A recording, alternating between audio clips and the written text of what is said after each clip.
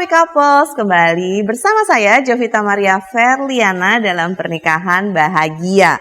Nah, kali ini saya akan mengangkat tema atau topik mengenai keseimbangan hidup. Kenapa sih kita harus memiliki hidup yang seimbang? Mungkin Happy Couples bertanya-tanya di sini. Pernahkah Happy Couples memikirkan atau merasakan bahwa sepertinya hidup saya ini kok serba lelah ya? Saya sudah melakukan semua peran saya di dalam keluarga, di dalam pernikahan, sebagai orang tua dan sebagainya. Tapi tetap saja saya merasa tidak bahagia. Saya merasa ada yang kurang dalam diri saya, padahal begitu banyak peran yang saya jalani itu sudah saya lakukan semaksimal mungkin. Nah, apabila Happy Couples mengalami hal ini, maka sangat cocok untuk mendengarkan topik ini. Oh iya Happy Couple, sebelumnya saya mau menginformasikan bahwa untuk topik keseimbangan hidup ini akan saya bagi menjadi 2 episode. Nah, ini adalah episode pertama yaitu pengenalan mengenai kehidupan yang seimbang. Dan nanti di episode yang kedua adalah bagaimana cara kita menyeimbangkan secara emosional. Nah, kita langsung mulai saja ya untuk topik yang berikut ini. Sebelum saya memulai Happy Couples, saya ingin bertanya dulu kepada Happy Couples. Silakan jawab 4 pertanyaan berikut. Dan kita lihat ya nanti jawabannya apa. Yang pertama adalah, apakah Happy Couples bisa menikmati setiap momen dalam hidup Anda dengan senang? Yang kedua, apakah Happy Couples merasakan kebahagiaan tanpa syarat apapun di dalam hidup ini dalam setiap momennya? Yang ketiga, apakah Happy Couples bisa menyelesaikan setiap persoalan yang Happy Couples hadapi? Walaupun mungkin persoalannya nggak selalu langsung ya, tapi pada akhirnya bisa terselesaikan. Dan yang keempat, apakah Happy Couples merasa mencintai diri Happy Couples sendiri? Nah, silakan dijawab 4 pertanyaan tersebut ya. Apabila jawabannya semua adalah ya di 4 soal ini, maka selamat, Happy Couples sudah mencapai yang namanya keseimbangan dalam hidup. Tapi apabila Happy Couples ada yang menjawab dengan tidak di salah 1 atau salah 2 atau salah 3 atau bahkan semuanya dari pertanyaan tadi, berarti sudah mulai refleksi dan introspeksi diri karena berarti kehidupan Happy Couples belum seimbang. Nah Happy Couples, tahu nggak bahwa selama pandemi ini pasti permasalahan dalam hidup akan jauh lebih banyak. Hidup ini akan terasa jauh lebih sulit. Dari data-data yang saya peroleh dari Harvard Business Review, di sini dikatakan bahwa masalah psikologis dan fisik karyawan yang mengalami burnout menelan biaya sekitar 125 miliar hingga 190 miliar dolar per tahunnya dalam pengeluaran perawatan kesehatan di Amerika Serikat. Nah, ini artinya banyak sekali selama pandemi ini para karyawan atau orang-orang yang bekerja mengalami yang namanya kelelahan fisik dan kelelahan emosi. Nah, belum lagi Happy Couples kalau di dalam keluarga, di mana baik kita ayah atau kita ibu atau suami atau istri mengalami yang namanya dilema multi roles atau adanya peran ganda. Bayangkan saja di dalam keluarga ada pembagian-pembagian peran tentunya ya, tugas-tugas seorang suami, seorang istri. Terkadang ada yang seimbang tapi terkadang juga nggak ada yang seimbang. Nah, kalau tidak seimbang tapi kemudian salah satu pihak merasa bahwa kamu nggak adil ya, kok aku kayaknya kerjanya lebih banyak. Kamu nggak adil ya, kok tugas aku lebih banyak. Nah, berarti udah mulai yang namanya ada dilema dalam multi roles. Kemudian belum lagi pekerjaan-pekerjaan rumah tangga, kalau kita lihat itu jauh sekali lebih banyak. Orang bekerja pun juga punya masalah yang lebih banyak dan selama pandemi ini dari data yang dikumpulkan, pekerjaan-pekerjaan itu menjadi jauh lebih berat selama 2 atau 3 kali lebih banyak dan lebih berat dari sebelumnya. Belum lagi di arah sosial bahwa ada yang namanya waktu sosialisasi sama pertemanan yang kemudian karena social distancing menjadi kemudian semakin berkurang. Nah, Happy Couples dalam karir pun kalau kita lihat rata-rata kita bekerja di kantor atau di bisnis atau di perusahaan kita itu sekitar 41,4 jam per minggu. Dan juga dari sisi personal kita, dari yang data yang saya peroleh dari teman-teman dan juga para pekerja yang ada di sekitar sini, 70% orang berharap punya waktu lebih santai karena menganggap tidak punya waktu santai, namun 30 orang juga berharap bahwa dia punya pekerjaan. Dengan kata lain, memang terkendala dalam hal pekerjaan. Ada yang belum dapat kerja, ada yang bekerja tapi kemudian waktu bekerjanya menjadi lebih singkat dan penghasilannya berkurang. Tentunya semua ini menjadikan happy couples mengalami yang namanya stres, mengalami yang namanya tekanan yang tidak bisa diselesaikan secara sendiri. Nah, stres adalah persepsi psikologis maupun fisiologis ketika menghadapi tekanan baik internal maupun eksternal yang melibatkan seluruh sistem tubuh, perasaan, dan perilaku seseorang. Nah, artinya ini tidak bisa kita kendalikan. Yang namanya begitu ada tantangan atau ada perubahan, ada juga sumber stres, ini langsung memicu yang namanya hormon dalam tubuh kita. Fisiologis secara kinerja di otak juga secara otomatis mengeluarkan hormon-hormon yang memang meningkatkan kadar stres.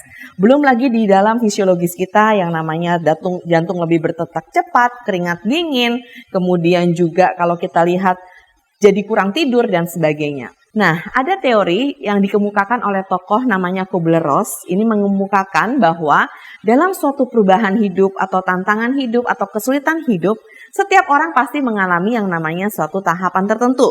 Nah, setiap tahap ini akan dialami oleh setiap orang, tapi bisa jadi setiap tahapnya itu ada yang panjang-panjang, ada yang pendek-pendek, ada juga yang tahapnya bisa terlengkapi. Nah, tahap yang pertama adalah shock dan denial.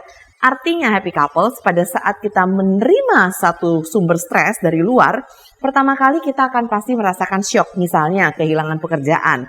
Ada perasaan shock atau misalnya menderita suatu penyakit tertentu. Ada keadaan shock, kaget, dan denial, artinya tidak percaya. Kenapa ini terjadi pada saya? Kok Tuhan itu nggak adil? Nah, setelah kita melalui tahap ini, maka kita akan masuk ke tahap yang kedua, yaitu tahap frustasi. Di dalam tahap frustasi ini biasanya kita mengalami yang namanya kemarahan. Kemarahan kepada orang lain di sekitar kita, kepada keadaan, kepada diri kita juga sendiri. Setelah kita mengalami periode ini, masuklah pada fase yang ketiga, yaitu fase depresi.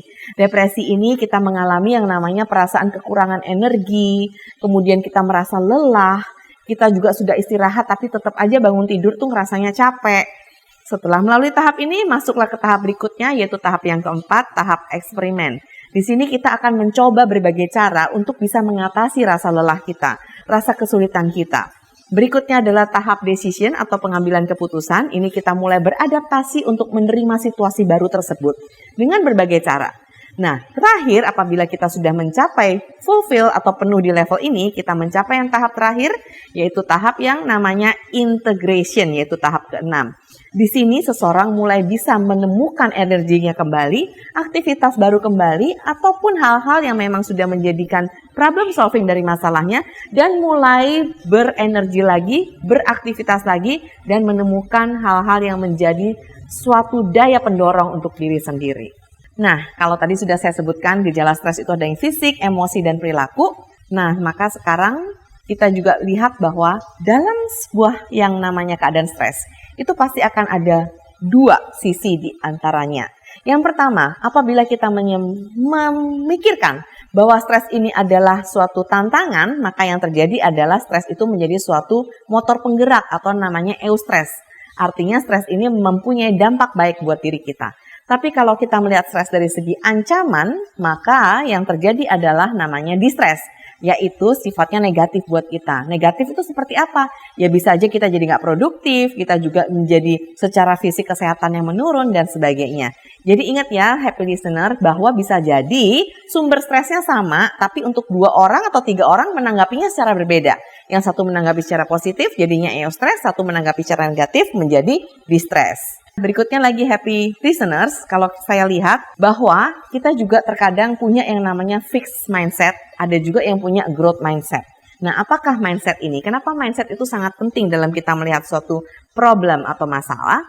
Fixed mindset itu adalah suatu kepercayaan dalam diri kita bahwa kepandaian, kemampuan, dan talenta yang kita miliki itu sifatnya menetap dan gak mungkin diubah. Tapi kalau growth mindset itu adalah kepercayaan dalam diri kita bahwa kepandaian, keahlian, dan talenta kita adalah sesuatu yang sifatnya fleksibel yang masih bisa berubah dan ditingkatkan dari waktu ke waktu.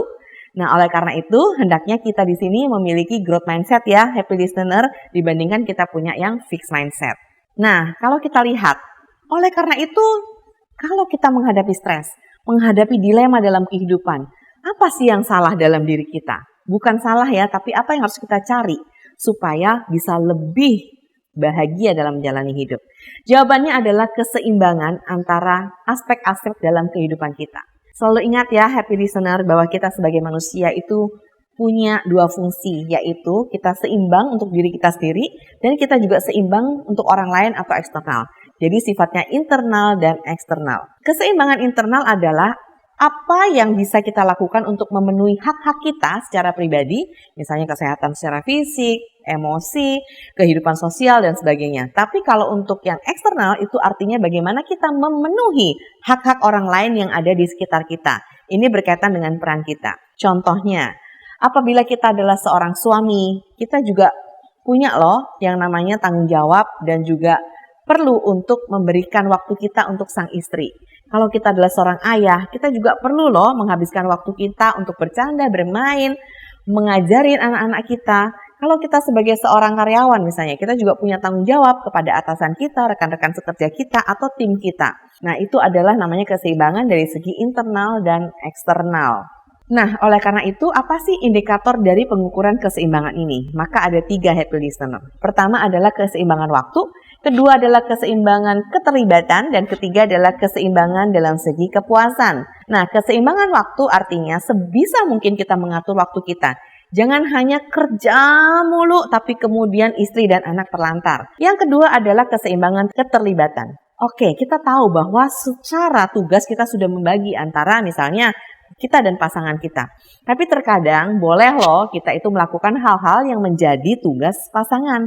Misalnya saat istri sakit, nah kita harus juga bisa turun tangan untuk merawat anak, untuk membersihkan rumah dan sebagainya. Jadi jangan kemudian patokannya jadi perhitungan sekali ya, tapi kita harus bisa saling membantu juga sehingga akan tercapai yang namanya keseimbangan tadi secara internal dan eksternal. Dan yang ketiga adalah keseimbangan kepuasan tentunya. Nah, bisa dikatakan keseimbangan kepuasan apabila kita dan orang-orang yang kita sayangi atau orang-orang yang ada di sekitar kita itu juga merasakan adanya kepuasan yang kurang lebih sama dengan kita. Oleh karena ini di sini perlunya kuncinya komunikasi. Apabila contohnya saya sudah merasa puas dengan hidup saya, wah pekerjaan saya bagus, saya adalah seorang manajer, saya punya gaji yang tinggi. Nah, tanyakan juga kepada istri, kepada anak, apakah kamu juga puas nih dengan fungsi saya sebagai seorang kepala rumah tangga misalnya. Demikian pula sang istri. Wah, aku rumah semua udah beres, pekerjaan beres. Tanyakan juga perlu sekali-sekali pada suami dan anak, apakah puas dengan tugas dan tanggung jawab yang sudah saya kerjakan selama ini? Siapa tahu masih ada unek-unek atau hal yang menjadi ketidakpuasan. Nah, bisa jadi misalnya contohnya pada saat sang kepala rumah tangga tadi, wah dia bekerja semua kebutuhan dipenuhi. Tapi ternyata pada saat menanyakan kepada istri dan anak, mereka bisa mengatakan bahwa aku tuh pengen loh sekali-kali bisa main Lego sama ayah. Aku pengen loh sekali-sekali kamu nemenin aku berobat ke dokter, atau aku pengen loh sekali-sekali kamu duduk aja di sebelah aku temenin aku nonton TV. Nah, itu yang namanya diperlukan komunikasi sehingga mencapai yang namanya keseimbangan kepuasan. Nah, oleh karena itu happy listeners, maka diperlukan yang namanya time management atau waktu untuk yang kita atur ya. Ingat bahwa nggak pernah ada waktu kosong, harus kita yang mengaturnya. Jadi di sini saya hanya ingin mengingatkan bahwa ada 6 ranah yang harus kita lakukan secara seimbang happy listeners. Yang pertama adalah jangan lupa untuk berolahraga atau olah fisik.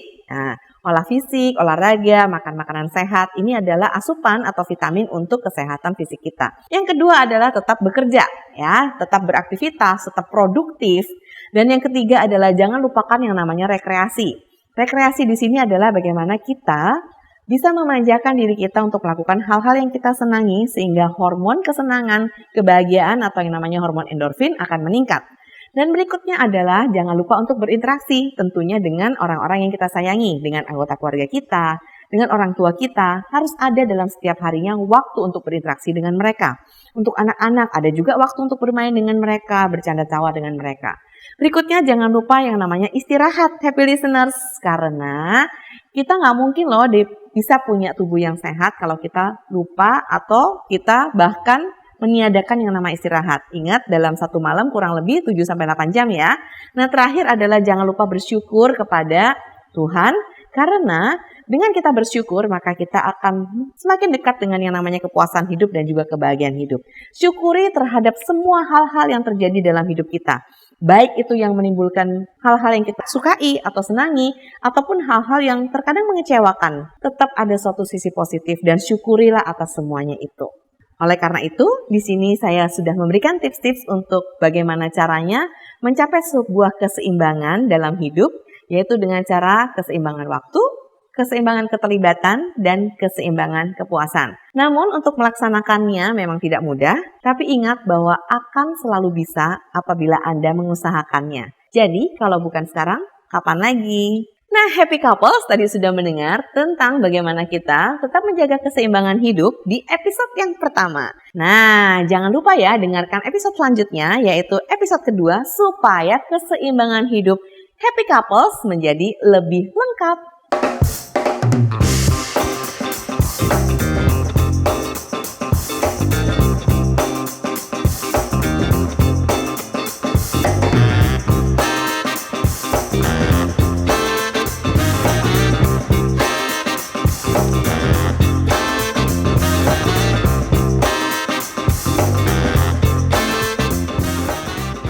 Sahabat, mari dukung pelayanan dan pekabaran Injil melalui YKB dengan membagikan link acara ini kepada sebanyak mungkin orang.